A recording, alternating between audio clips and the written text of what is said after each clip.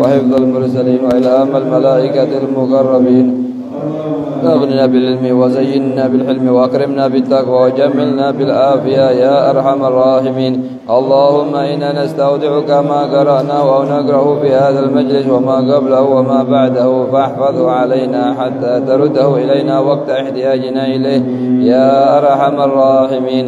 اللهم أكرمنا بنور الفهم وأخرجنا من ظلمات الوهم وافتح لنا أبواب رحمتك وانشر علينا حكمتك يا أرحم الراحمين. سبحانك لا علم لنا إلا ما علمتنا إنك أنت العليم الحكيم. وصلى الله على سيدنا محمد وعلى آله وصحبه وسلم. اللهم يا من مقاليد الأمور كلها بيده وإليه يرجع الأمر كله يا فتاح يا عليم افتح علينا قريبا. وصلى الله على سيدنا محمد وعلى آله وصحبه وسلم.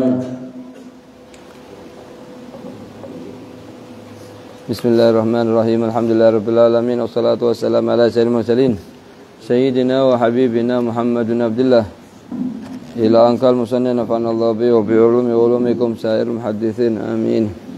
Bismillahirrahmanirrahim. Alhamdulillahirabbil alamin wassalatu wassalamu ala sayyidil mursalin sayyidina wa habibina Muhammadin Abdullah ila anqal Imam Malik bin Anas nafa'anallahu bi wa bi ulum sairul muhadditsin amin. وبإليه قال مالك عن ابن شهاب عن محمد بن الربيع الأنصاري أن عتبان ابن مالك كان يؤم قومه وهو أعمى وأنه قال لرسول الله صلى الله عليه وسلم إنها تكون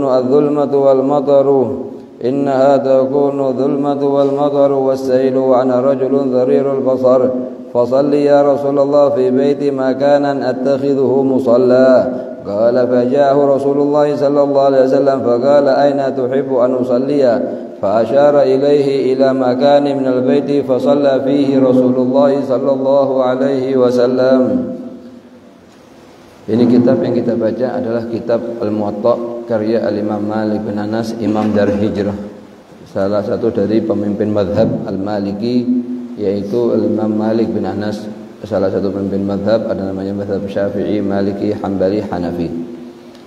Beliau meriwayatkan Imam Malik dari Ibn Shihab. Ibn Shihab ini termasuk nama ini yang dijuluki oleh Amirul Mukminin fi hadis. An Mahmud bin Rabi' al-Ansari, an Utban bin Malik. Utban bin Malik salah satu sahabatnya Rasulullah sallallahu alaihi wasallam. Rumahnya beliau posisinya ada di depannya Masjid Jumat. Kalau antum insyaallah ditakdir semua berangkat ke Madinah, ziarah masjid namanya Masjid Jumat, di depannya Masjid Jumat itu seberang jalannya ada namanya Masjid Utban bin Malik. Ini Utban bin Malik ini beliau tinggal di daerah namanya Amr bin Auf, Salim bin Auf. Kalau penduduk Gubah namanya Amr bin Auf.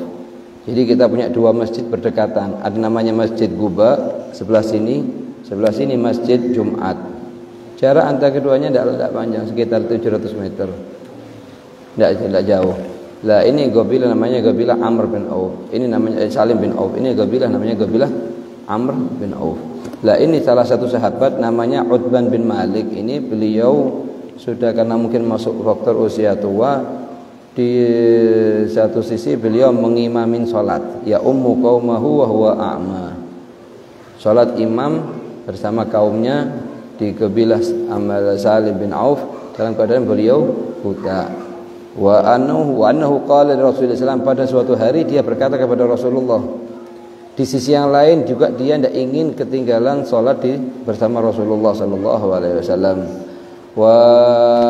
Pada suatu hari dia berkata kepada Rasulullah, innaha takunu dzulmah. Ya Rasulullah, sering kali terjadi gelap di jalan sehingga aku tidak mampu untuk berangkat dari rumahku untuk datang ke Masjid Nabawi. Wal matar wasail, kadang pada suatu hari kadang hujan, kadang juga sail seperti kayak sungai dari yang bekas turunnya air hujan. Wa ana rajulun dharirul basar, dan aku adalah seorang laki-laki yang pandangannya lemah. Kalau dikatakan dharirul basar artinya pandangannya sangat lemah, bukan sampai ke derajatnya buta. Ya, kalau sudah keinginannya di hadis disebut maknanya buta, artinya adh-dharir faqat bas, tanpa ditaghir di kalimat basar. Apa bedanya antara dharirul basar dengan dharir? Dharirul basar itu punya penglihatan cuman sangat minim, sangat tipis penglihatannya. Kalau dharir aja tanpa dharirul basar berarti artinya sudah tidak bisa melihat sama sekali. Itu bedanya antara dharir sama dharirul basar. Terus di sisi yang lain, ini sahabat subhanallah rasa cintanya kepada Rasulullah sangat tinggi. Di sisi yang lain dia tidak kepingin lepas dari Masjid Nabawi untuk sholat bersama Rasulullah, karena tempat tersebut sudah diinjak oleh Rasulullah, sudah digunakan oleh Rasulullah untuk sholat. Bagaimana keutamaan tersebut ada juga di rumahnya dia. Apa dia pikir? Dia meminta suatu permintaan kepada Rasulullah agar Rasulullah datang ke rumahnya dia dan sholat di satu tempat di posisi di rumahnya dia yang dia jadikan tempat sholat sampai dia meninggal. Ini permintaannya dia. Fasalli ya Rasulullah fi baiti makanan attakhiduhu musalla. Jadi minta kepada Rasulullah untuk datang ke rumahnya, sholat berjamaah di rumahnya, dan tempat yang kamu gunakan untuk sholat ya Rasulullah, aku akan gunakan untuk sholat, karena aku tidak mampu berangkat ke Masjid Nabawi, aku akan sholat di tempat yang kamu sholat. Intinya saya berangkat ke Masjid Nabawi, kepingin sholat di tempatnya Rasulullah sholat. Sekarang tempat tersebut keutamaan juga ada di rumahnya anak, karena Rasulullah telah gunakan untuk sholat. Begitu juga dianjurkan bagi setiap orang muslim, kalau ada orang arif billah atau orang wali atau orang soleh datang minta kepada dia untuk sholat di satu posisi di rumahnya inti, ini digunakan untuk sholat. Karena bekasnya sholatnya mereka ini pengaruh bagi kesempurnaan sholatnya kita. Kalau tidak ada pengaruhnya, tidak ada bedanya, semua tempat sama, ini sahabat yang sangat sempurna ini Utban bin Malik, dia tidak meminta satu permintaan kepada Rasulullah. Dan kalau menurut ilmu syariat ini tidak ada manfaatnya, Rasulullah tidak menyetujui permintaannya, dia akan mengatakan semua tempat kamu sholat sama. Nah, kita ada bedanya. Makanya Allah Subhanahu wa taala memuliakan beberapa tempat dengan beberapa keutamaan dari beda dengan tempat-tempat yang lain. Misalnya sekarang sholat di Masjid Nabawi satu tempat sama. Beda dengan yang lain, beda dengan yang lain. Berapa? 1000 keutamaannya. Sholat di Masjid Haram Mekah 100.000, di Baitul Maqdis 500. Karena Allah sedang menyiapkan tempat-tempat tersebut jadi tempat-tempat lebih mulia daripada tempat-tempat yang lain. Berkatnya apa? Berkatnya dimasukin orang-orang soleh. Berkatnya ditebari orang soleh. Bahkan dalam kisahnya Isra wal Mi'raj, Rasulullah dari perjalanannya dari Haram Mekah berangkat ke tempat lahirnya Nabi Allah Isa, kemudian tempat munajatnya Nabi Allah Musa, tempatnya ini, tempatnya itu. Apa tujuannya? Ziarah ke tempat-tempatnya orang-orang soleh. Katanya ulama, kalau itu tempat-tempatnya para nabi sebelumnya, apalagi tempatnya Nabi Muhammad sallallahu alaihi. Dan Nabi Muhammad afdalnya nabi, bahkan seluruh nabi di bawahnya benderanya Nabi Muhammad di hari kiamat nanti. Di sini penting. Fa shalli ya Rasulullah fi baiti makanan attakhiduhu musalla. Ya Allah, ya Rasulullah, sholatlah di satu posisi di rumahku, aku akan jadikan tempat untuk sholatku. Qala faja'ahu Rasulullah sallallahu alaihi wasallam. Maka Rasulullah mengatakan waktu diminta seperti itu, Rasulullah mengatakan ati ghadan insyaallah besok pagi aku datang ke rumahmu. Oke. Kemudian Rasulullah begitu faja'ahu Rasulullah datang ke rumahnya siapa? Sahabat Utban bin Malik. Seraya berkata begitu masuk ke pintu sebelum duduk Rasulullah ingin memenuhi apa keinginannya dia. Kemudian sebelum duduk Rasulullah mengatakan aina tuhibbu an usalliya, di posisi sebelah mana dari rumahmu ini kamu ingin aku salat. Ditunjukkan satu posisi yang sampai sekarang itu posisi dinamakan Masjid Utban bin Malik. Masjidnya kecil dia, mungkin seperempatnya masjid ini. Berupa kamar ukuran 2 kali 3 meter. Itu berarti kecil. Gal aina tuhibbu an usalliya, di posisi sebelah mana kamu ingin aku salat? Maka fa asyara ilaihi ila makan minal bait. Ditunjukkan posisi ini ya Rasulullah, kemudian dia ngambil semacam seperti sejadah terbuat dari pelepahnya kurma, dirapikan, dibersihkan, taruh depan. Selesai Rasulullah sholat. Sholat apa yang dikerjakan? Sholat duha. Berjamaah di belakangnya Rasulullah Uthman bin Malik, di sampingnya Uthman bin Malik ada Sayyidina Abu Bakar Siddiq. Oke. Fa asyara ilaihi ila makan min al-baiti fa shalla fihi Rasulullah sallallahu alaihi wasallam. Dari sini ada beberapa faedah yang bisa kita ambil. Yang pertama, Uthman bin Malik karena ya'ummu qaumahu wa huwa a'ma. Faedah yang pertama, orang yang buta atau penglihatannya lemah, sangat lemah, boleh jadi imam di waktu sholat. Ini faedah pertama. Jadi, apa definisinya orang yang boleh jadi imam? Harus yang hafal Quran, harus yang begini? Tidak. Seluruh orang muslim yang dikategorikan sholatnya telah sah dan tidak wajib qadha. Ada orang sah sholatnya tapi wajib diqadha, itu tidak boleh jadi imam. Atau sholatnya tidak sah apalagi tidak boleh jadi imam. Jadi kalau ditanya apa kategorinya imam yang boleh sholat menjadi imam waktu sholat jamaah, yang sholatnya dihukumi sah, yang kedua syarat yang kedua apa? Tidak wajib diqadha. Seperti sekarang faqidut tuhurain sholatnya sah, cuman wajib diqadha. Atau sholatnya misalnya tidak sah, misalnya sholat tanpa wudu, sholatnya tidak sah, maka tidak mungkin jadi imam. Ya ummu qaumahu wa a'ma wa annahu qala salam inna. Faedah yang kedua, kalau kita mendapatkan kendala apapun yang berhubungan dengan akhirat kita, terutama apalagi cuma urusan dunia, maka selayaknya kita datang kepada ahlu dzikri, yaitu artinya ulama. Kita kabarkan kepada dia keadaannya dan kita minta jalan keluar dari dia, dan setelah dikasih jalan keluar kita ikutin. Dari sini dia merasa, sahabat Uthman bin Malik ini, dia merasa ketinggalan sholat berjamaah di Masjid Nabawi, tempat yang sudah mulia, ada raudhah dan lain-lain, yang Rasul mengatakan ma baina baiti wa mimbari raudhah min riyadil jannah. Antara rumahku dan mimbarku adalah taman-tamannya surga. Itu tempat-tempat yang mulia, dia tidak bisa ke sana karena faktor pandangan matanya lemah, atau bisa dikategorikan tidak bisa mandang sama sekali. Cuman di sisi yang lain dia juga ingin mendapat keutamaan yang sama, yaitu apa? Sholat di tempat yang Rasulullah sholat. Oleh karena itu dia ngadu kepada Rasulullah, menyampaikan kabarnya, menanyakan hukumnya. Setelah itu dikasih jalan keluar yang terbaik oleh Rasulullah, yaitu Rasulullah sholat di salah satu posisi di rumahnya, yang tujuannya adalah dijadikan tempat oleh sahabat Uthman bin Malik sebagai tempat sholatnya dia di mana? Di rumahnya dia sampai beliau meninggal. Radhiyallahu anhu wa ardha.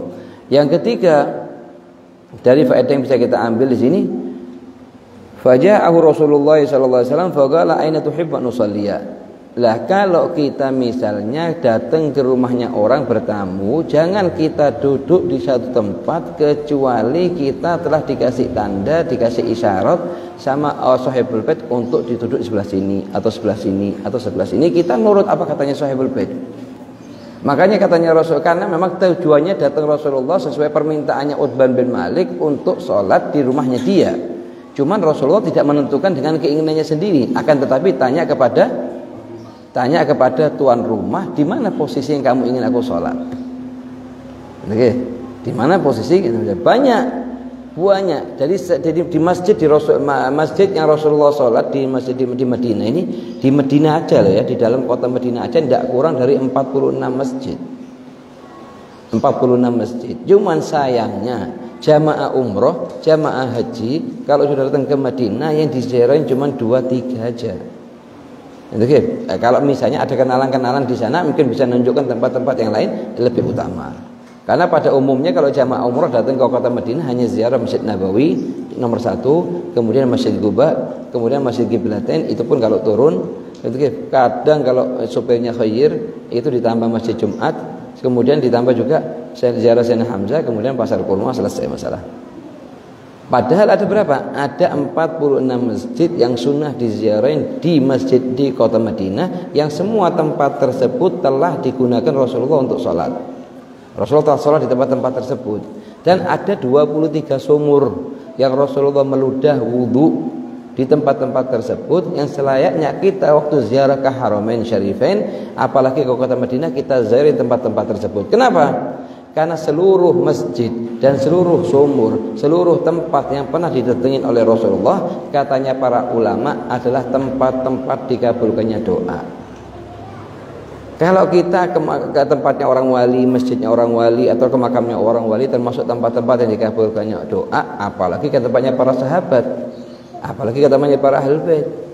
Kalau mereka para sahabat hanya para ahlul bait, bagaimana kalau ke tempatnya ke para nabi? Bagaimana kalau ke tempatnya kepada para pemimpinnya para nabi, yaitu Sayyidul Wujud Al-Muhammad bin Abdullah sallallahu wasallam alaihi. Di sini perlu kita ketahui, faja'u Rasulullah faqala aina tuhibbu an usalliya? Di posisi sebelah mana kamu ingin aku salat?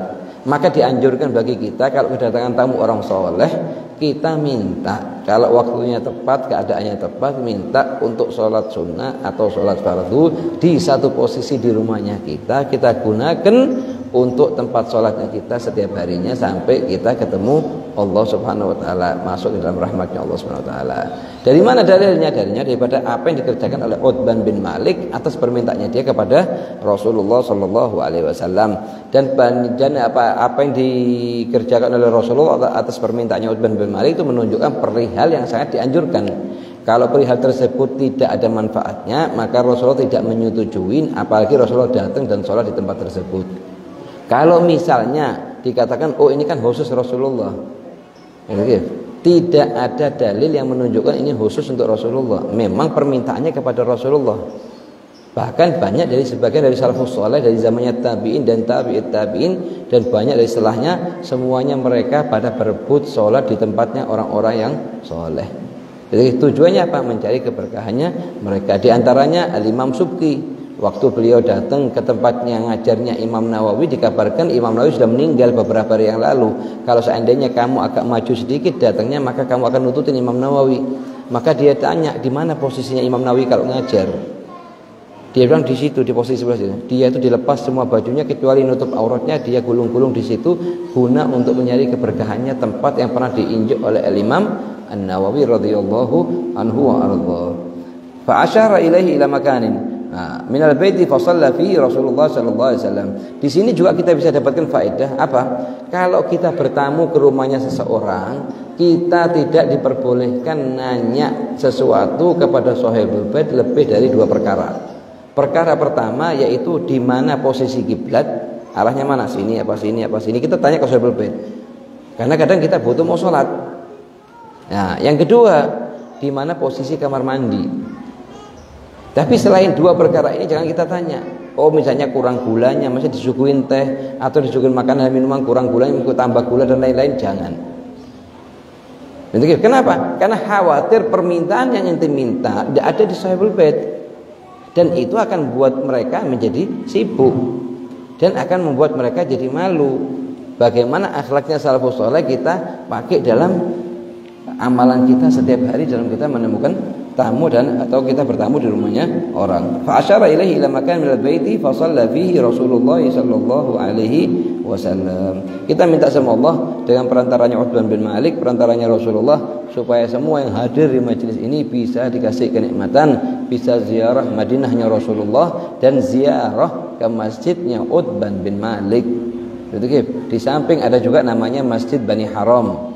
Masjid Bani Haram ini masjidnya Jabir bin Abdullah Al-Ansari, yaitu rumahnya Sayyidina Jabir bin Abdullah Al-Ansari yang kisahnya sangat ma'ruf di Bukhari, Muslim dan lain-lainnya. Yaitu apa? Pada peperangan Khandaq, Sayyidina Jabir bin Abdullah Al-Ansari ini melihat wajahnya Rasulullah seperti agak sedikit lapar. Kemudian dia pulang ke rumahnya, tanya kepada istrinya namanya Ummu Sulaim. Ya Ummu Sulaim, apakah kamu ada makanan yang bisa aku berikan kepada Rasulullah? Sebab aku lihat di wajahnya Rasulullah seperti orang lapar. Karena sahabat berhari-hari nggali parit waktu peperangan Khandaq. Katanya Ummu Sulaim, ada sedikit, cuma cukup untuk 4 atau 5 orang. Akhirnya apa? Katanya Jabir bin Abdullah, siapkan makanan tersebut, aku akan ngundang Rasulullah. Katanya Ummu Sulaim, kamu panggil Rasulullah dan katakan, ya Rasulullah, aku ingin ngundang khamsatin, yaitu 4 orang, 5-nya kamu ya Rasulullah. Sudah datang. Begitu nyampe ke depannya Rasulullah, tatkala Rasulullah berduduk bersama sahabatnya gali parit, Rasulullah mandang Jabir bin Abdullah, seraya berkata, "Arsalaka Ummu Sulaim? Apakah Ummu Sulaim mengutus kamu datang kepadaku?" Gal, "Na'am ya Rasulullah." "Betul ya Rasulullah." Kemudian Sayyidina Jabir mengatakan kepada Rasulullah, "Ya Rasulullah, aku undang antum dengan 4 orang, jadi 5 semuanya, karena makanan cukup untuk 5 orang." Katanya Rasulullah, "Marhaba." Rasulullah berdiri seraya berkata, "Ya al-Khandaq, wahai orang yang hadir di peperangan Khandaq, ta'al, semuanya kalian, semuanya diundang oleh Jabir bin Abdullah." Berapa jumlahnya mereka? 1000. Jumlahnya mereka berapa? 1000. Sedangkan makanan yang disiapkan cukup untuk ukuran 5 orang. Akhirnya apa? Jabir bin Abdullah saking ketakutannya dia lari duluan ke istrinya, mengabarkan kejadian tersebut. Katanya istrinya, "Yang ngundang kamu atau Rasulullah?" Katanya istrinya, "Yang ngundang Rasulullah, bukan aku." Kalau sudah yang ngundang Rasulullah berarti masalah aman. Begitu datang Rasulullah dengan para sahabatnya semuanya, Rasul mengatakan kepada Jabir, "Ya Jabir, jangan diturunkan makanan tersebut dari panci kecuali setelah aku datang dan setelah aku doain." Akhirnya dibiarkan sama di Jabir, dimasuk Rasulullah ke dapurnya, istilahnya itu dibacain sama Rasulullah. Di antara bacaan yang dibacakan oleh Rasulullah pada makanannya Jabir yaitu firman-Nya Allah, "Inna hadza la rizquna ma lahu min nafad." Itu doa ayat kalau dibacakan di makanan yang makanannya sedikit, insya Allah barokah. Semua yang hadir bisa makan di situ. Akhirnya apa? Masuk 10 orang makan kenyang, masuk lagi 10 makan kenyang, sampai semuanya 1000 makan semua dan makanan tidak kurang sedikit pun. Nah, ini terjadi di mana di kejadian ini? Di kejadian terjadi di namanya Masjid Bani Haram. Di mana posisi Masjid Bani Haram? Di dekatnya Masjid Sab'ah. Kalau yang pernah umroh ada namanya Masjid Sab'ah, Masjid 7 masjid. Itu di belakangnya ada namanya Masjid Bani Haram. Insyaallah kita kalau ditakdir kita ziarah ke tempat tersebut biiznillah. Ayo. Iya.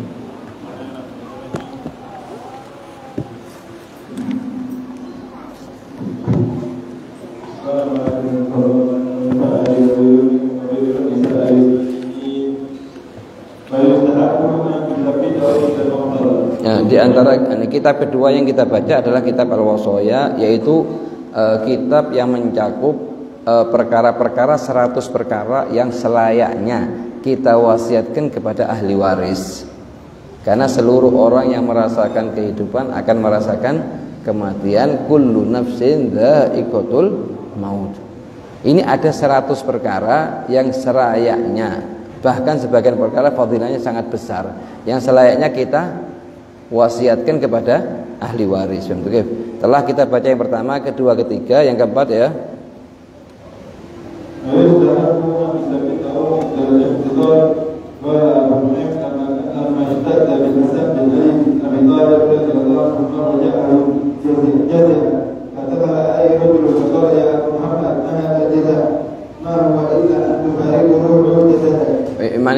Tahu, maka dianjurkan bagi kita kalau kita lagi kelihatan orang yang lagi muhtadar untuk tahu, kita perkuat jiwanya dia, perkuat husnudzon dia.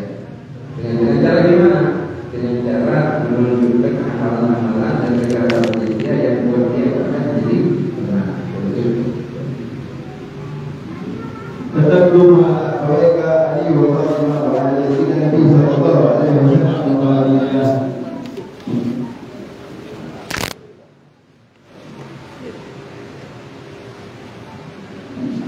وأنعمك أنت والوفاء أهويك القاسم وطيب وطاهر وإبراهيم وعلى خالتك رقي وأم القلوب وليها ولا أسوفك عنه. Jadi pada kejadian ini adalah di antara adab-adab yang kita kalau hadir kepada seseorang yang lagi sakaratul maut, kita sunnah untuk memperkuat jiwanya dia, memperbesar husnudzonnya dia kepada Allah Subhanahu wa taala. Wa yusab an yuthabbitahu 'inda al-ihtidhar. Begitu. Waktu ila mashtadda bil Hasan bin Ali bin Abi Thalib. Hasan bin Ali itu cucunya Rasulullah. Waktu beliau sakaratul maut mau meninggal, ishtadda alaihi wa jaza' wa waja'ahu jaza'. Ngerasakan sakitnya agak sedikit ngeluh. Fadakhala alaihi rajulun. Masuk seorang laki-laki. Ayo faqala Faqala ya Aba Muhammad, ma hadzal jaza. Ini rasa khawatir apa yang ada timbul di dirinya kamu, begitu ya. Kematian itu hanya masalah, satu masalah yang sangat ringan, yaitu keluar nyawanya kamu dari badannya kamu, kemudian kamu berjumpa dengan datukmu Rasulullah, berjumpa dengan ibumu Fatimah Zahra, berjumpa dengan abamu Ali bin Abi Thalib, berjumpa dengan nenekmu Khadijatul Kubra. Ini selayaknya. Makanya kita kalau ketemu orang yang laki sakaratul maut, kita perkuat jiwanya dia. Paling minimnya kita katakan kamu telah mengucapkan la ilaha illallah Muhammad Rasulullah. Sedangkan Rasulullah mengatakan tidak ada bagi orang yang telah mengucapkan la ilaha illallah Muhammad Rasulullah kecuali ketenangan. Tidak ada ketakutan. La wahsyata fi quburihim. Bagi ahli la ilaha illallah Muhammad Rasulullah sallallahu alaihi wasallam. Kamu hanya akan menghadap kepada kedua orang tuamu, Ali wa Fatimah. Ali bin Abi Thalib, Fatimah Zahra depannya kamu, faham ya? Wa ala jaddaika an-nabi sallallahu alaihi wasallam wa Khadijah. Kakeknya kamu Sayyidina Rasulullah sama Khadijah Kubra, faham ya? Wa ala ammaika, ini saudaranya jad bil haqiqah. Bukan saudaranya dia sendiri, lakin yutlaq alal am. Wa ala ammaika Hamzah wal Abbas, Hamzah wa Ja'far, Hamzah bin Abdul Muttalib Sayyidus Syuhada, wa Ja'far, gitu ya? Akramul Arab Sayyidina Ja'far.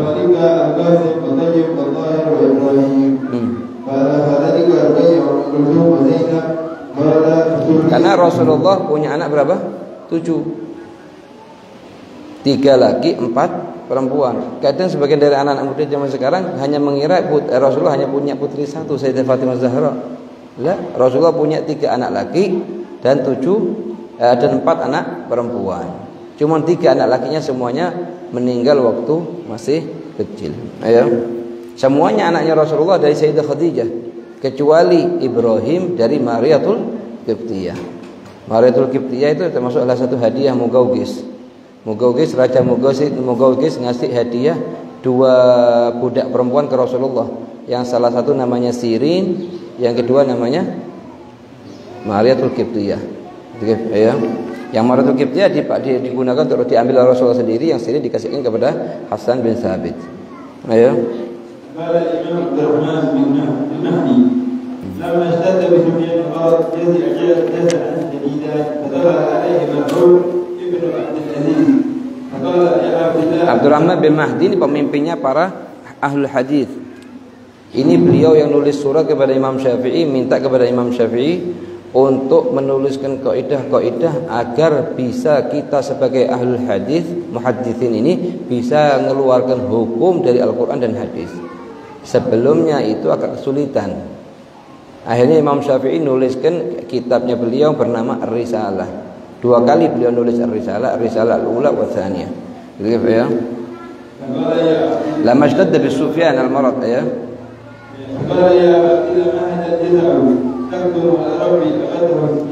Aduh, kalau misalnya selain Hasan bin Ali kita tidak bisa mengucapkan begitu nah begitu. Lah ini katanya ente takdum ala rabbin qad abadtahu 60 tahun. Kamu hanya tidak usah rasa takut di waktu sakaratul maut. Karena hakikatnya kamu hanya keluar ruhnya kamu dan menghadap kepada Tuhan yang selama 60 tahun telah kamu sembah. Yang tidak laku lagi akan merahmati kamu, mengampuni kamu dan memasukkan kamu ke surganya. Itu apa ya? Kamu puasa untuk dia, sholat untuk dia, haji untuk dia. Ara'aita. Nah, setelah disebutkan amalnya semuanya, kira-kira ara'aita law kana 'inda rajulin yadun. Kalau misalnya sekarang kamu sering berbuat baik kepada seorang lelaki, terus perbuatan baik di atas perbuatan baik, di atas perbuatan baik, di atas perbuatan baik. Kira-kira kalau kamu datang ke dia, bagaimana responnya dia? Akan menyambut dengan seluruh kebaikan. Ini kalau hanya ke manusia, oke, Rabbul Alamin yang menciptakan kebaikan. Itu ya. Ya, dunia ini kebaikan, ya. Apakah kamu tidak ingin jumpa sama dia? Misalnya sekarang ente punya kenalan di Jakarta. Ente sering telepon dia, sering kirimin dia, sering bantu dia, sering. Apakah kamu tidak timbul di hatinya kamu keinginan suatu hari bisa ke Jakarta ketemu sama dia? Karena kamu tahu kalau ketemu dia, dia bakal menghormati kamu, membantu kamu, karena kamu telah ada hubungan sebelumnya sama dia. Begitu juga katanya Habib Zain, kita usahakan punya hubungan dengan ahlul barzakh. Siapa? Dari Rasulullah, para sahabat, para ahlul bait, dan para aulia al-arifin billah seperti Syekh Abdul Jailani, Fakhruddin Syukur bin Sa'id, Faqih Muqaddam, Syekh Ahmad Ar-Rifai, Al-Imam Ad-Dasuki wa ghairuh. Gimana kita punya hubungan sama mereka? Paling minimnya kita bacakan perharinya 11 kali dari surat Al-Ikhlas. Kita hadiahkan hari ini untuk Syekh Abdul Jailani, hari kedua untuk Sayyidi Ahmad Ar-Rifai, hari ketiga untuk fulan wa fulan wa fulan. Sebelumnya itu para sahabat, Khulafaur Rasyidin, Sayyidina Abu Bakar, kemudian Sayyidina Umar, Sayyidina Utsman, Sayyidina Ali. Kita punya uang mau sedekahkan, sedekahkan untuk Sayyidina Abu Bakar Siddiq.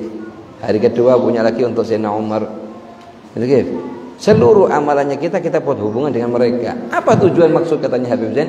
Tujuannya dan maksudnya adalah misalnya seperti Anda bilang tadi itu, katanya Habib Zain, yaitu misalnya ente punya satu kenalan di satu negara, di Malaysia misalnya. Ente sering telepon dia, sering kirimin dia, sering tanya kabarnya dia. Katanya Habib Zain, tidak dilakukan lagi waktu kamu ditakdir nyampe ke tempatnya dia, di negaranya dia, akan dijemput di bandara, akan dibantu dengan mobilnya dia, akan diantarkan kemana-kemana yang dia mau. Lah, orang yang paling kita butuhkan untuk jemput kita di alam barzakh, dan yang punya kekuasaan bisa jemput, bisa ngantarkan, bisa nenangkan kita, mereka adalah orang-orang soleh, wali-walinya Allah. Apalagi para sahabat, para ahli bait, apalagi wali-walinya Allah. Jadi kita jangan putus punya hubungan sama al-barzakh, jangan putus sedikit pun. Bahkan gurunya kita Habib Zain hafizahullah wa mata'ana bihayatih, beliau setiap hari Jumat tidak pernah mau ninggalkan untuk apa? Untuk ziarah pemakaman Baqi. Meskipun sudah keadaannya sangat sakit. Loh, umurnya berapa Habib Zain sekarang? 89.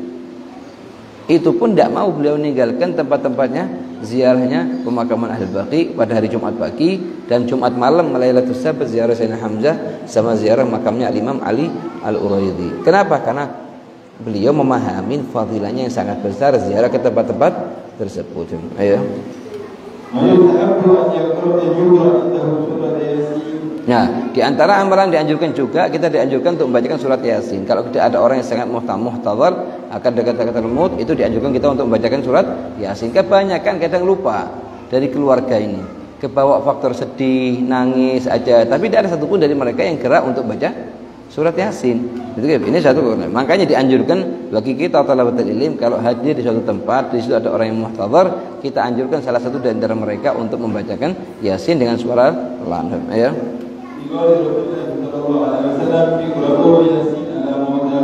Nah.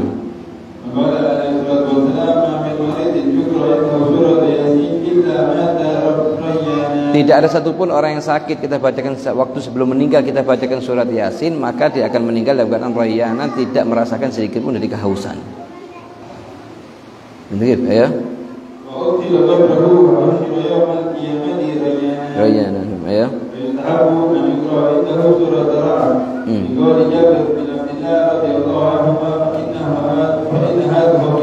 Nah, dua surat yang sangat dianjurkan kalau kita lagi kelihatan orang sangat umur, dua surat Yasin sama surat Ar-Ra'd. Yasin dibaca satu kali, surat Ar-Ra'd dibaca satu kali, yang tujuannya adalah mempermudah, karena keluarnya roh dari jasad termasuk perkara yang sangat sulit. Bahkan sebagian ulama mengatakan rasanya paling minimnya itu sama seperti dipedut pedang 70 kali di punggungnya kita. Cuman itu bagi orang munafikin dan musyrikin. Kalau orang muslim mukmin, sebagaimana keluarnya rambut dari ajinah, dari adonan tepung. Begitu ya. Nah, orang yang marid yang sakit itu sendiri kita anjurkan untuk berbanyak membaca surat Al-Ikhlas ya.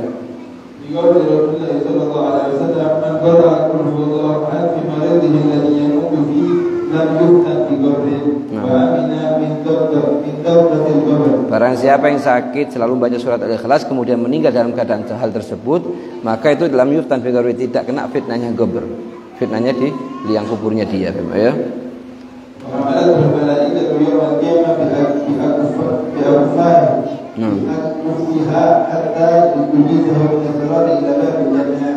benar. Ya. Syekh Al-Akbar Muhyiddin Ibn Arabi qaddasallahu sirrahu fi wadaihi idza adarta qawl 'adil faqra indahu surah Yasin.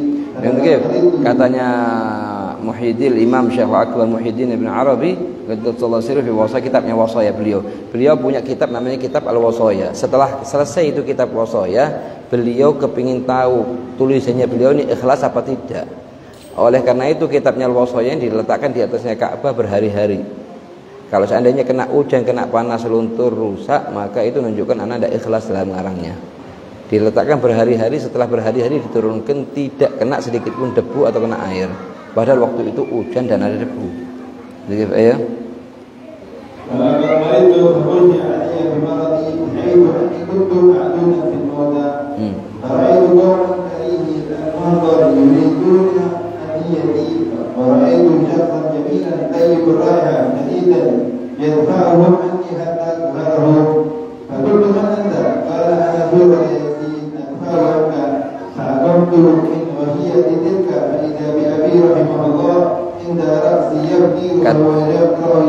Katanya Syekh Al-Akbar Muhyiddin, anak pernah suatu hari sakit, yang sakitnya anak sangat parah sehingga anak termasuk sudah golongan yang akan meninggal. Oleh karena itu abahnya anak langsung duduk di sampingnya anak, bacakan surat Yasin untuk anak, dikira anak sudah akan meninggal. Tatkala begitu aku lihat itu ada satu hambanya Allah yang wajahnya sangat menakutkan akan narik anak. Kemudian hamba tersebut didorong oleh orang lain lagi dalam bentuk yang sangat indah, mendorong orang tersebut sehingga tidak mengganggu anak. Aku tanya kepada dia, siapa kamu? Aku adalah surat Yasin. Surat Yasin yang dibacakan apanya kamu untuk kamu. Begitu ya.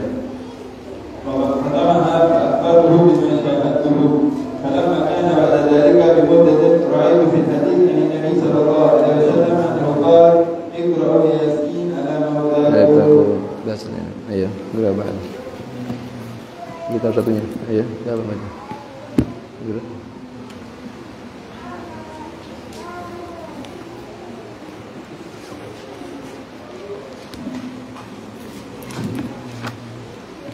Ini kitab yang kita baca, kitab Al-Adab yang kita baca sekarang dari beberapa hari yang lalu. Ada pada yang berhubungan ketika kita akan tidur. Begitu ya. Ya. Nomor halaman 35 nomor 22.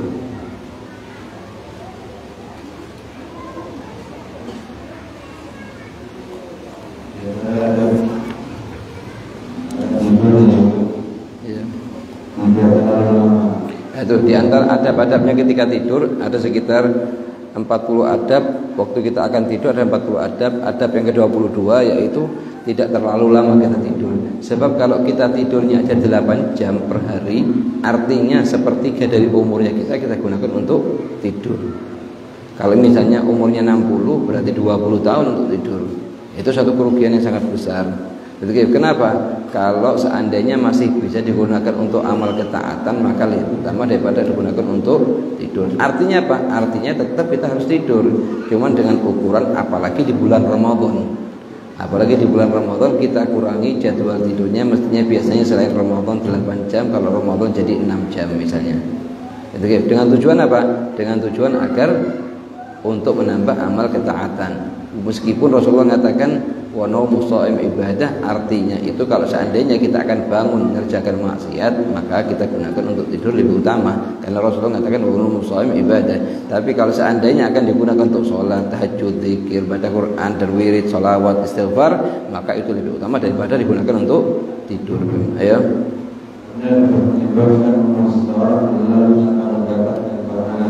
Iya. Amal ketaatan. Kalau sekiranya waktu yang akan digunakan untuk amal ketaatan, maka lebih utama untuk dikurangi waktu tidurnya. Apa lain halnya kalau bukan untuk amal ketaatan, hanya untuk ngobrol, menghabiskan waktu. Apalagi nasallallahu afiyah, kalau digunakan untuk menggunjing orang lain, fulan begini, fulan begitu, menteri ini begitu, bupati ini begitu, itu lebih utama kita gunakan untuk tidur. Apalagi di bulan Ramadan, ya.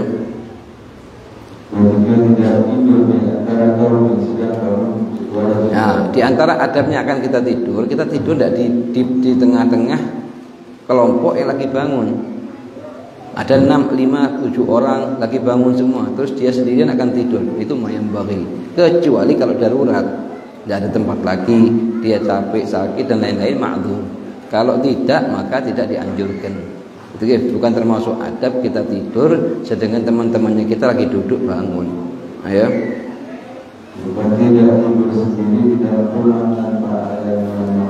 Nah, makanya kita tidak tinggal di rumah tidur sendiri berhari-hari, tidak ada satupun yang menemani kita. Kenapa? Itu karena hukumnya makruh. Kenapa makruh? Karena dikhawatirkan sakit atau terjadi sesuatu di rumah pada dirinya dia. Siapa yang tahu kalau dia sendiri? Makanya kita dianjurkan kalau mau tidur ada teman di rumah yang sama bersama kita, meskipun masih anak kecil atau lain-lainnya. Jadi kita makruh kita tidur sendirian di rumah tanpa ada teman yang menemani. Gitu ya.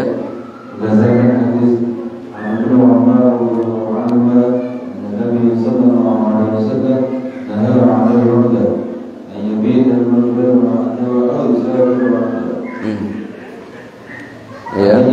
Jadi dari sini Sayyidina Abdullah bin Umar meriwayatkan sebuah hadis bahwa Rasulullah melarang naha anil wahdah an yabita ar-rajulu wahdahu. Tidur di rumah sendirian, tidak ada teman sama sekali, makruh. Jadi cari teman untuk tidur di rumahnya inti. Atau ayusafira wahdahu, pepergian sendirian, tidak ada teman di mobilnya dia. Lah kalau terjadi sesuatu siapa yang bantu dia? Jadi katanya Rasulullah, ar-raqibu syaitan, ar-raqibani syaitan, nani wa ar-raqbu jama'ah. Di sini betul yang betul apa? Paling minimnya kalau sekiranya masih bisa, kalau kita mau bepergian ada 3 orang. Bukan 2 atau 1. Ayo. Membaca ayat kursi sebelum kita tidur dianjurkan untuk membaca ayat kursi berapa? 1 kali. Dan surat Al-Ikhlas begitu juga. Kalau bisa surat Al-Ikhlas 3 kali, Al-Falaq 3 kali, An-Nas 3 kali, kemudian kita tiup di badannya kita, kemudian kita gosokkan di seluruh tubuh kita. Dan beginilah caranya Rasulullah ketika akan tidur. Jangan sampai katanya Sayyidina Ali bin Abi Thalib, dari mulai Rasulullah ngajarkan aku untuk baca ayat kursi sebelum tidur dan surat Al-Ikhlas, Al-Falaq, An-Nas, tidak pernah aku semalam pun tidur tanpa membaca 2 surat tersebut. Ditanya oleh para sahabat yang lain, meskipun Lailatul Siffin, di peperangan Siffin, meskipun.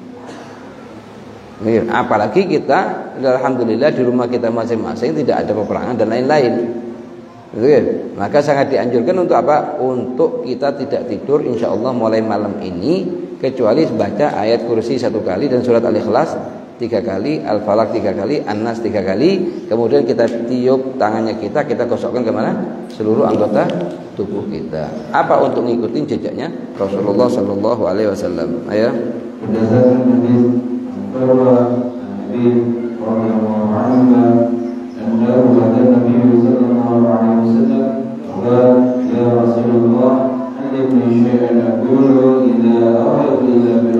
Ini Farwa, anaknya Sayyidina Farwa, abahnya datang ke Rasulullah seraya berkata, ya Rasulullah, ajarkan sesuatu yang aku baca ketika aku akan tidur. Jadi apa ya? Bacalah sebelum tidur qul ya al-kafirun. Kemudian sumanam ala bara'atun minasyirki. Di antara surat yang dianjurkan dibaca juga sebelum tidur selain ayat kursi sama surat Al-Falaq, Al-Nas, Al-Ikhlas, yaitu surat Al-Kafirun. Kenapa? Karena bara'atun minasyirik. Insyaallah hatinya kita dijauhkan dari kesyirikan. Itu ya. Berdasarkan hadis maqara'aha ayat al-kursi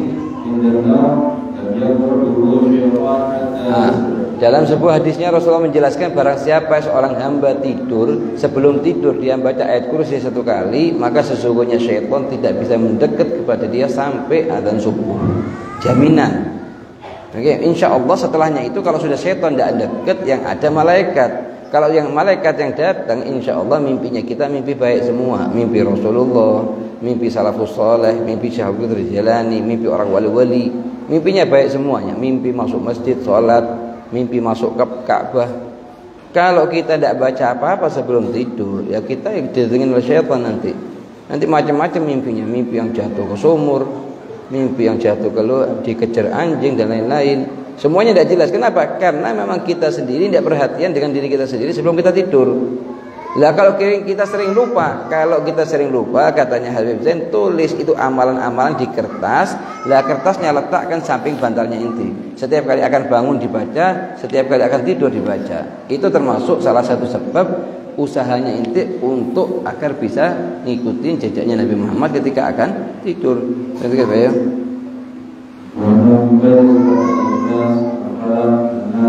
Pada kedua tangan kemudian hidupnya dan memberikannya pada wajah dan seluruh badannya sebagai pembuatan. Nah, berdasarkan hadis Sayyidina Aisyah radhiyallahu anha, qalat kana Rasulullah sallallahu alaihi wasallam idza ra'a ila rajulin kulla layla. Setiap malam Rasulullah tidak pernah meninggalkan. Setiap malam Rasulullah ketika akan tidur itu selalu baca Al-Ikhlas 3 kali, Al-Falaq 3 kali, An-Nas 3 kali, kemudian ditiup ke badannya, ke tangannya, kemudian digosokkan di badannya. Sampai ke titik terakhir beliau tidak mampu karena sakit, itu nyuruh Sayyidina Aisyah bacakan. Oke, kemudian digosokkan ke badannya Rasulullah. Apalagi kita sehat walafiat terus kita tinggalkan, itu termasuk suatu kekurangan yang insya Allah mulai malam ini tidak ada satupun di antara kita tidur kecuali sudah baca surat Al-Ikhlas 3 kali, Al-Falaq 3 kali, An-Nas 3 kali, kemudian gosokkan ke badannya kita semua.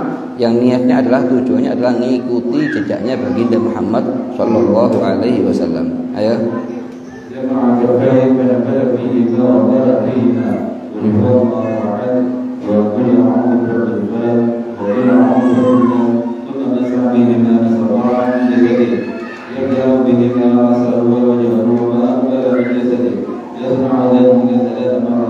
Nah, itu yang ada. Kemudian amalan berikutnya dianjurkan juga sebelum tidur kita membaca subhanallah 33 kali dan alhamdulillah 33 kali dan Allahu akbar sebanyak 34 kali. Itu pernah suatu hari Sayyidah Fatimah Zahra datang ke Rasulullah, tujuannya adalah untuk meminta salah satu dari budak agar menjadi pembantunya beliau di rumahnya beliau, di rumahnya Sayyidah Fatimah Zahra. Datang ke rumahnya Rasulullah, tidak menemui Rasulullah karena Rasul lagi keluar, ketemu Sayyidah Aisyah dan dikabarkan kepada Aisyah tujuannya datangnya adalah gini-gini. Kemudian Rasulullah setelah datang, Sayyidah Aisyah mengabarkan kepada Rasulullah, tadi putri kamu Sayyidah Fatimah Zahra datang ya Rasulullah, nanya gini-gini. Kemudian Rasulullah mendatangi rumahnya Sayyidah Fatimah Zahra. Seraya berkata, ya Fatimah, apakah kamu ingin aku tunjukkan satu amalan yang lebih utama, lebih afdal daripada aku berikan kamu budak membantu kamu di rumah kamu? Apa itu ya Rasulullah? Kamu bacalah sebelum tidur subhanallah 33 kali dan alhamdulillah 33 kali dan Allahu akbar sebanyak 34 kali.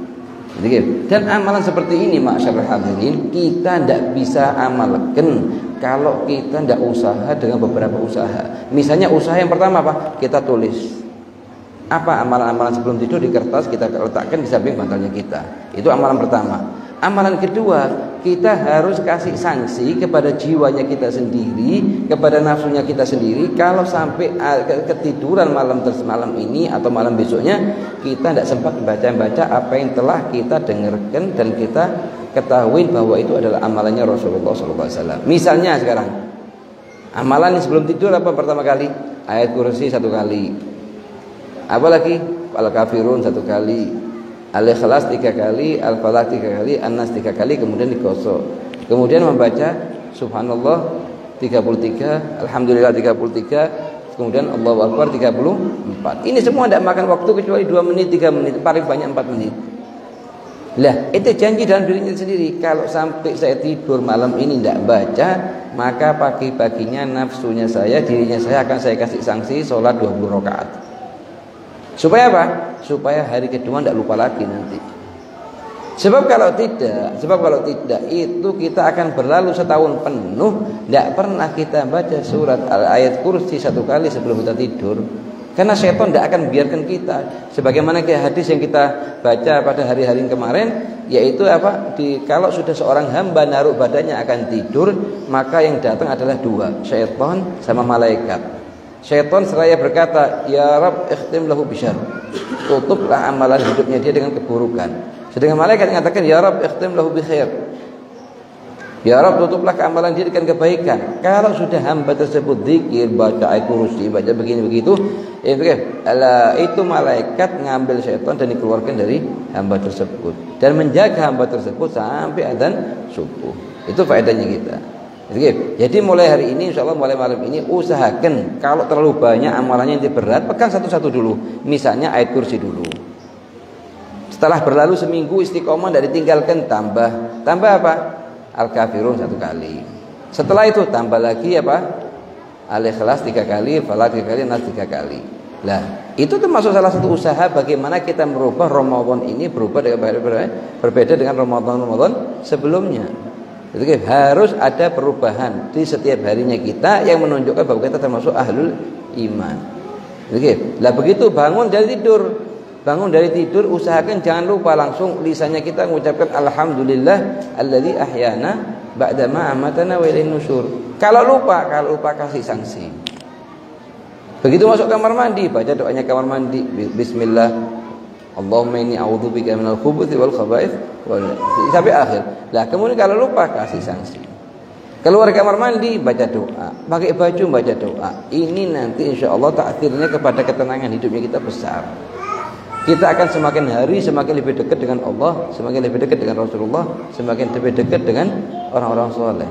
Dengan mengamalkan hal tersebut akan tampak cahaya iman di wajahnya seorang. Begitu akan jawab orang hamba. Itu diusahakan kalau bisa mulai malam ini kita baca dan tidak kita ditinggalkan. Yang paling penting juga yang berhubungan dengan Ramadan yang kita perlu ingatkan juga yaitu melakukan salat sunnah tarawih paling minimnya 2 rakaat, paling banyaknya 20 rakaat, tapi usahakan salat tarawihnya tahun ini beda dengan tahun-tahun sebelumnya. Kalau misalnya tahun-tahun sebelumnya atau malam-malam sebelumnya ini kita sholat tanpa siwak, mulai malam ini jangan ada yang tidak sholat kecuali dengan siwak. Kenapa? Karena sholat dengan siwak lebih afdal daripada 70 sholat tanpa siwak. Jadi kita tidak punya siwak, pakai ujung baju. Tidak harus dengan siwak semacam ini. Jadi kalau misalnya tidak punya semacam ini, atau dari batang pohon apapun bisa dipakai untuk siwak.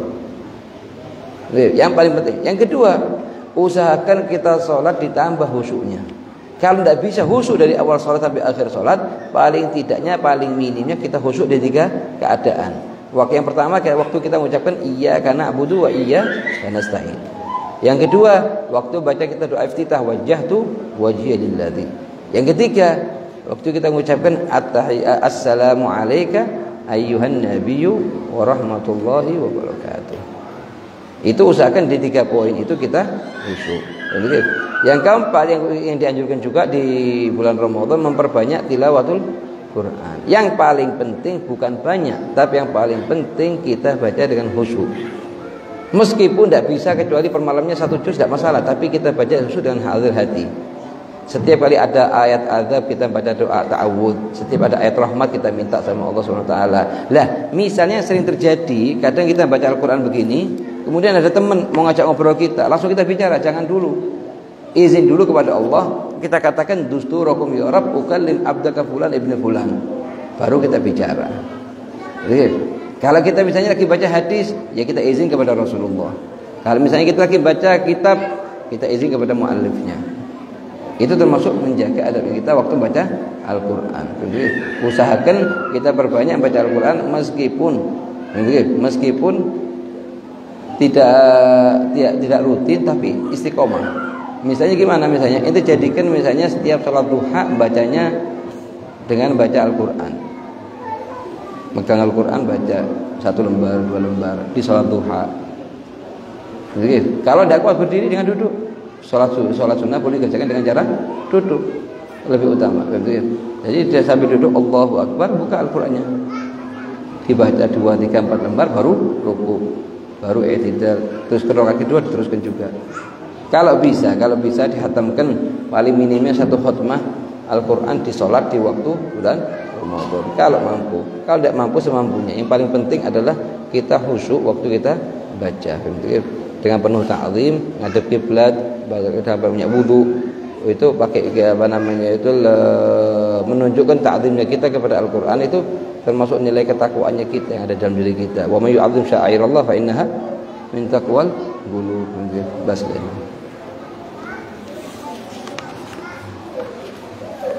ربنا انفعنا بما علمتنا رب علمنا الذي ينفعنا رب فقهنا وفقه أهلنا وقرابات لنا في ديننا مع أهل الأمة وذكر رب وفقنا ووفقهم لما ترتضي قولا وفعلا كرما وارزق الكل حلالا دائما وأخلا أتقياء علماء نحظى بالخير كل شهر ربنا وأصلح لنا كل الشهور وأقر بالرضا منك العيون واقضي عنا ربنا كل قبل أن تأتينا واغفر واستر ستر وصلاة الله تغشى المصطفى من إلى الحق دعانا بكتاب فيه للناس شفاء وعلى الصحابة الكرام شرفاء وعلى صحب المصابيح اللهم اهدنا بهداك واجعلنا ممن يسارع في رضاك ولا تولنا وليا سواك وحولا تجعلنا ممن خالف أمرك وحصاك وحسبنا الله ونعم الوكيل ولا حول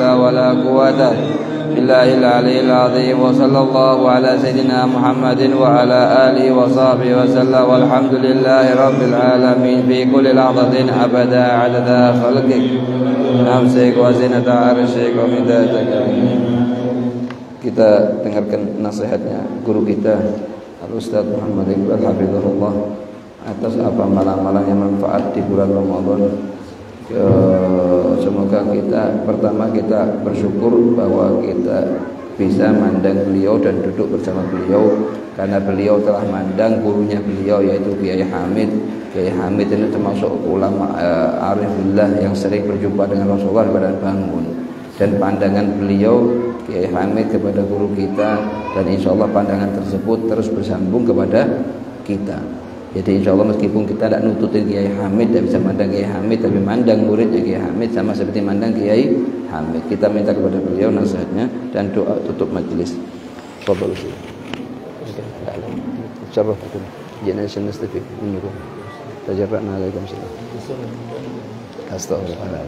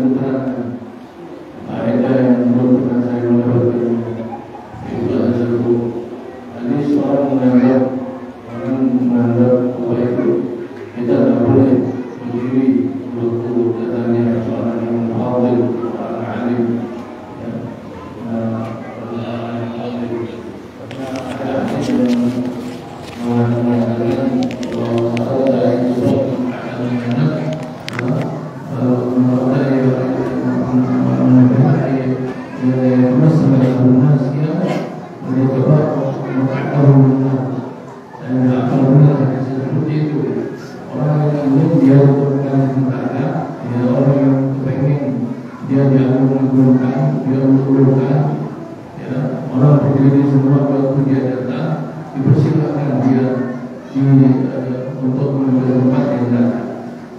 Jadi di situ diterangkan bahwa setelah mengucapkan di sini para sahabat itu kalau ada Rasulullah ada yang berdiri ada yang duduk bahkan banyak yang duduk tetapi waktu duduk para sahabat itu di situ ada Hasan bin Thabit itu syair Rasulullah SAW itu yang disebut tadi itu bahwa istilah Rasulullah ada selain yang dikatakannya selain itu ada macam bukti itu ada bukti sehingga saya Ibrahim ini punya bagian ini beliau mengatakan tadi punya saudara perempuan orang sendiri itu diberikan kepada ini sahabat mungkin Rasulullah SAW datang berdiri dia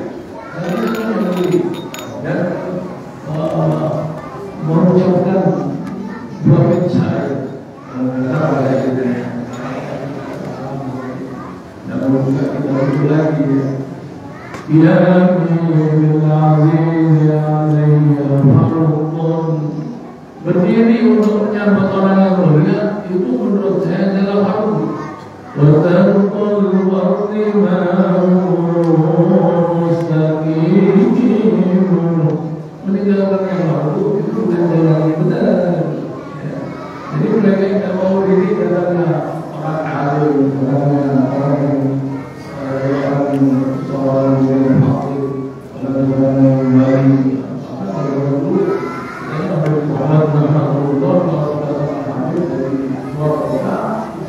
Itu bisa orang tetap oleh dari stasiun ke rumah, ya, kemudian yang itu adalah biasa,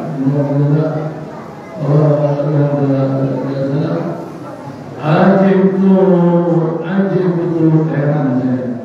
Liman kana lahu ilmun wa aql yang pada orang yang punya ilmu dan punya akal. Ajib itu saya pada orang yang merasa dia punya ilmu dan punya akal. Ajib itu liman lahu ilmun wa aql ya Allah hadal kamal. Melihat keindahan Rasulullah sallallahu alaihi wasallam, melihat keagungan Rasulullah sallallahu alaihi wasallam, kemudian jadi itu tidak berubah lagi.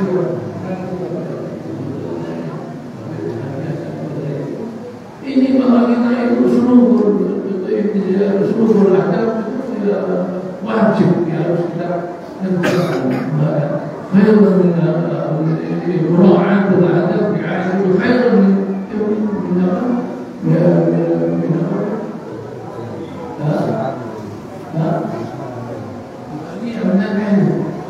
من الأدب فوق العلم مراعاة الأدب لسان الأمر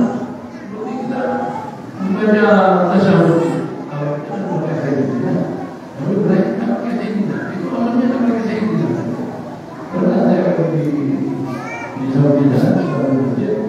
imamnya itu mentas tahiyatnya orang tahiyatnya itu pakai sayyidina begitu saya orang mentas begitu keluar nanti kalau saya sayyidina maka sayyidina ada yang lain yang diajarkan oleh guru saya kalau baca sayyidina mana yang nama guru ini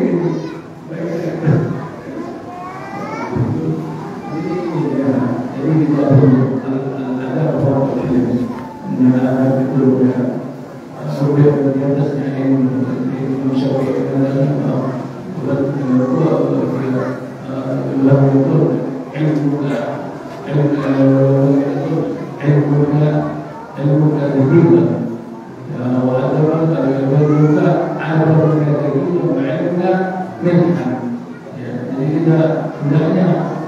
Musyafirin adalah kalau tidak salah hujjah. Nah itu bahwa mulanya ilmu yang kamu itu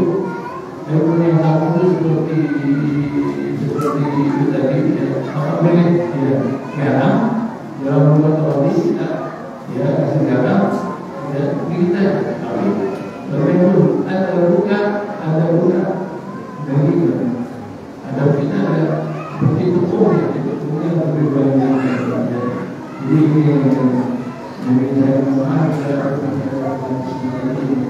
mudah-mudahan juga dapat berkah beliau. Jadi saya sampaikan oleh Manusia kita berdasarkan Allah ibadah dan berdoa sudah kalau Allah mengirimkan manusia yang pada satu kaum mereka menjadi mulia menjadi berkata semua tapi seperti balik ini berdasarkan Allah menggunakan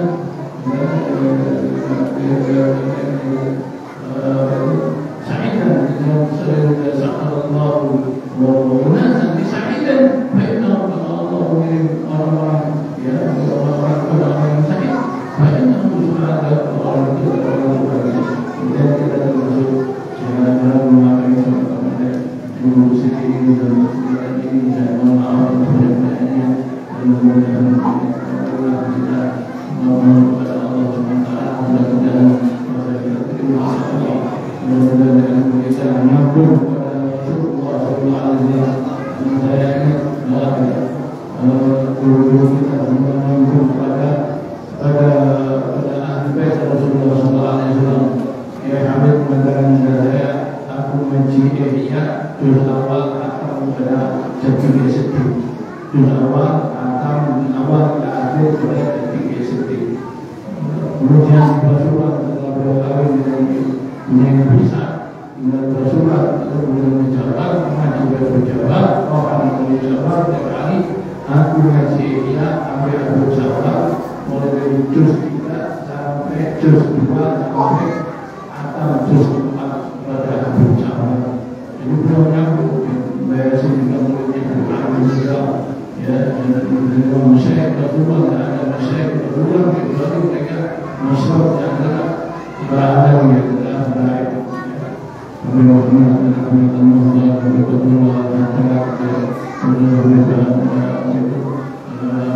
mensupport yaitu Habib bin Salih Syahwat betul itu kami menurutnya Ali Syahul Malik menurutnya mengatakan ini murid yang paling tua karena kalau sudah saya lihat memang di tarikh wafatnya Ali ini 1333 lahirnya dia ambil 1333 lahirnya dia ambil dan wafat Habib Ali 1337 misalnya itu dengan 1337 jadi berapa tahun jadi pada seorang katakan muridnya Habib Ali yang paling tua yang paling muda dengan Habib Ali dengan Habib ucapan mensyarakat dan banyak sekali murid Habib Ali di Indonesia ini pernah dievaluasi kapsi yang mungkin apa itu yang banyak lebih banyak bahkan sedang dan bisa menyebutkan taruh itu banyak karena beliau ya sampai ini waktu dan guru mereka adalah mereka sendiri dan dari selain mereka guru membuka yang saya kemudian juga berikutnya dan seterusnya tafsir berikutnya begitu ya sampai ke ya kita banyak terus sampai kepada Rasulullah dan Habib Ali